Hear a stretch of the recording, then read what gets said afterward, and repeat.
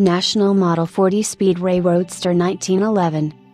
40 horsepower, 446.7 cubic inches T-head inline 4-cylinder engine, 3-speed manual transmission, solid front axle with semi-elliptical leaf springs, liver ear axle with 3/4 elliptic leaf springs, and 2-wheel mechanical drum brakes.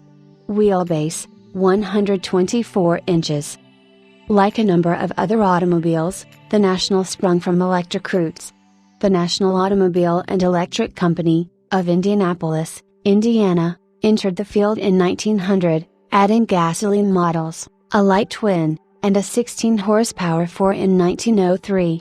By 1905, a larger car with a 2330-horsepower Rudenberg engine, 3-speed gearbox, and shaft drive arrived, edging out the electrics after 1906.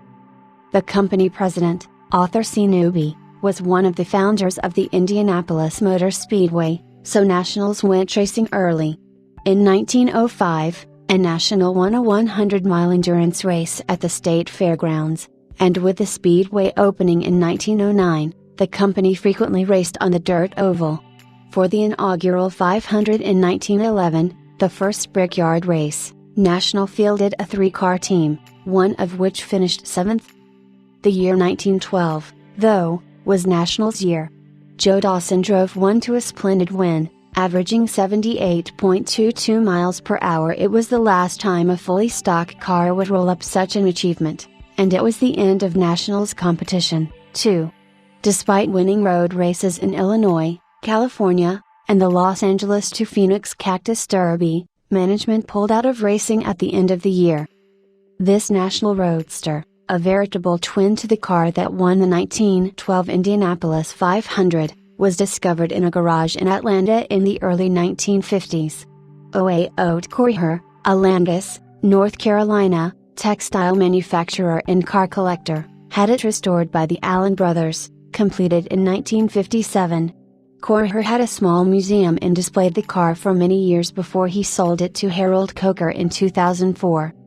The restoration was showing considerable age when Harold bought it, so he consigned it to Lester Rice's Peggy Craft Restorers in Harriman, Tennessee, for a full rebuild. The result is striking, presented in medium blue with yellow chassis and running gear. The seats are upholstered in black button leather, and there is a matching canvas top with windscreen curtain, both in very good condition. The fuel tank is at the rear, nestled with a slightly smaller oil tank, which allows topping up the crankcase with the turn of a valve.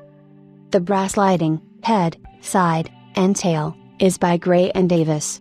The headlamps are fed by a pressed toy light cylinder on the right running board, while the others are oil lamps.